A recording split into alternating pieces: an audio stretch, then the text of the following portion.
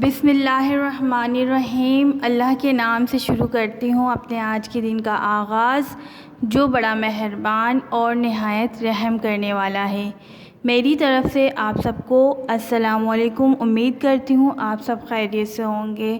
یہ on line class آپ کو دی لنکن اسکول کی جانب سے دی جا رہی ہے تاکہ آپ لوگوں کا تعلیمی سلسلہ جاری رہے، اور میں ہوں آپ کی جماعت ششم یعنی چھٹی جماعت کی اسلامیات کی استانی ریما شیخ۔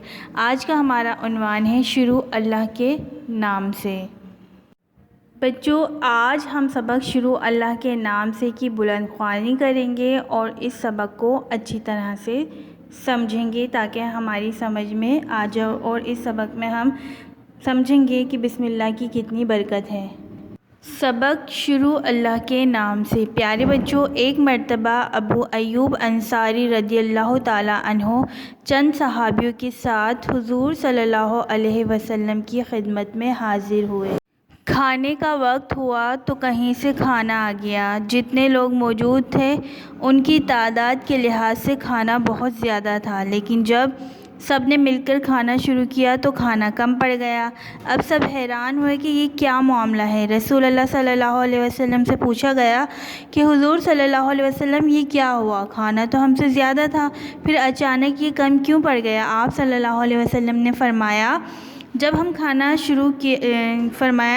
کھانا شروع کیا تو سب نے اللہ کا نام لیا تھا، لیکن ہمارے درمیان کوئی ایسا شخص بھی ہے جس نے بسم اللہ نہیں پڑھی، لہٰذا شیطان ہمارے کھانے میں شریک ہو گیا، کیونکہ شیطان اپنے لیے اس کھانے کو حلال کر لیتا ہے جس پر اللہ کا نام نہ لیا جائے۔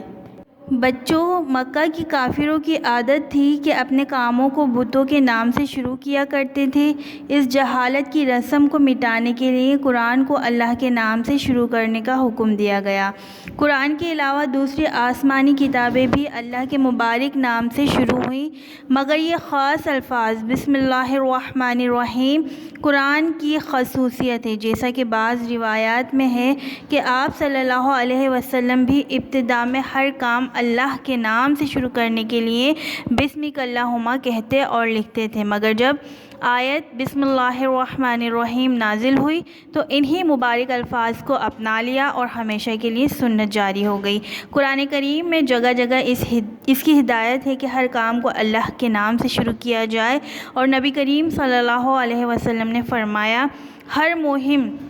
ہر کام جو بسم اللہ سے شروع نہ کیا جائے بے برکت رہتا ہے۔ ایک حدیث میں ارشاد فرمایا گھر کا دروازہ بند کرو تو بسم اللہ کہو، چراغ گل کرو تو بسم اللہ کہو، برتن ڈھکو تو بسم اللہ کہو۔ اسی طرح سے کھانا کھانے، پانی پینے، وضو کرنے، سواری پر سوار ہونے اور اترنے کے وقت بسم اللہ پڑھنے کی ہدایات قرآن و حدیث میں بار بار آئی ہے۔ اسلام نے ہر کام کو اللہ کے نام سے شروع کرنے کی ہدایت دے کر انسان کی پوری زندگی کا رخ اللہ تعالیٰ کی طرف اس طرح پھیر دیا ہے کہ وہ قدم قدم پر اس حلف وفاداری کا اعلان کرتا رہے اور بتاتا رہے کہ میرا وجود اور میرا کوئی کام بغیر اللہ تعالیٰ کی مرضی، ارادے اور اس کی مدد کے نہیں ہو سکتا۔ اس اعلان نے انسان کی ہر چھوٹی سے چھوٹی حرکت کو بھی ایک اہم عبادت بنا دیا ہے۔ بچوں، آپ ذرا غور کریں، یہ کتنا مختصر سا عمل ہے۔ اس پر نہ تو کوئی رقم خرچ ہوتی ہے اور نہ ہی وقت صرف ہوتا ہے، مگر فائدہ اتنا بڑا کہ آپ کا ہر کام عبادت بن جاتا ہے۔ جب ہم لقمہ اٹھاتے ہوئے بسم اللہ پڑھتے ہیں تو یہ اقرار کرتے ہیں کہ لقمہ اللہ کی طرف سے ہے، کیونکہ اس کو تیار کرنے میں زمین کی گہرائی سے لے کر آسمان، ستاروں اور سیاروں تک نے اپنا کردار ادا کیا ہے۔ اس کی تیاری میں موسموں کی، سورج، چاند اور ہوا کی محنت صرف ہوئی ہے، اور پھر ہزاروں انسانوں نے اسے مجھ تک پہنچایا ہے۔ یہ سب فائدے حاصل کرنا میرے بس میں تو نہ تھا، اسے اللہ ہی نے مجھ تک پہنچایا۔ اس طرح سواری پر بیٹھتے ہوئے بسم اللہ پڑھنے والا بھی اللہ کی مدد کی شہادت دیتا ہے کہ اس سواری کا مہیا کرنا میرے اختیار سے باہر تھا۔ اللہ کے بنائے ہوئے عظیم نظام کے تحت یہ میرے پاس آئی ہے۔ ہر کام کرتے ہوئے جب بندہ اس سوچ کے تحت بسم اللہ پڑھتا ہے تو یہ مختصر سی آیت آپ کی اور ہمارے لیے ایک نسخہ کیمیا بن جاتی ہے۔ بچوں، ہمیں سبق میں بسم اللہ کی برکت کے بارے میں بتایا گیا ہے کہ ایک چھوٹا سا مختصر سا عمل کتنی ساری برکتیں اپنے اندر سمیٹے ہوئے ہیں، کہ ہمیں ہر کام کرنے سے پہلے اللہ کی رضا کو شامل کرنا چاہیے۔ اور جب ہم بسم اللہ الرحمن الرحیم اپنا ہر کام شروع کرنے سے پہلے پڑھتے ہیں تو اللہ کی رضا کو شامل کرتے ہیں۔ اس کام میں شیطان اپنا داخلہ نہیں کر سکتا، اور نہ ہی شیطان اس کام میں شامل ہو سکتا ہے، اور نہ ہی شیطان ہمیں اس کام کے کرنے سے بہکا سکتا ہے، روک سکتا ہے۔ اس میں بتایا حضرت ابو ایوب انصاری کا ایک واقعے کا ذکر کیا گیا ہے کہ ان کے گھر کچھ لوگوں کی دعوت تھی، کھانا زیادہ تھا اور کھانے والے کم تھے، لیکن جب کھانے بیٹھے تو کھانا کم پڑ گیا۔ انہوں نے آپ صلی اللہ علیہ وسلم سے پوچھا کہ یا رسول اللہ کیا ماجرا ہے؟ تو آپ نے بتایا کہ جب ہم نے کھانا شروع کیا تو ہم نے بسم اللہ پڑھی، لیکن ہم میں سے کوئی شخص ایسا ہے جس نے کھانے سے پہلے بسم اللہ شروع نہیں کی۔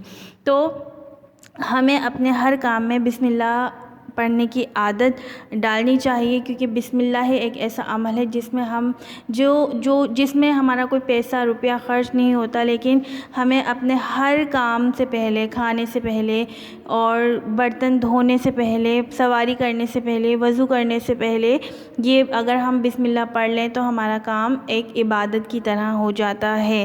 اور ہمیں دوسروں کو بھی ترغیب کرنی چاہیے اس چیز کی کہ آپ ہر کام شروع کرنے سے پہلے اللہ کی رضا، اس کی مرضی شامل کر لیں، اس کی برکت شامل کر لیں، تاکہ اس کی برکت شامل ہونے سے ہمارا کام اچھا ہو جائے۔ تو بسم اللہ کی برکت بہت زیادہ ہے، بسم اللہ کا مقام بہت زیادہ ہے، ہمیں اس پر عمل کرنا چاہیے، اور اپنے ساتھیوں کو، دوستوں کو، رشتہ داروں کو، گھر والوں کو بھی اس پر عمل کرنے کی کہنا چاہیے، آگاہی دینی چاہیے۔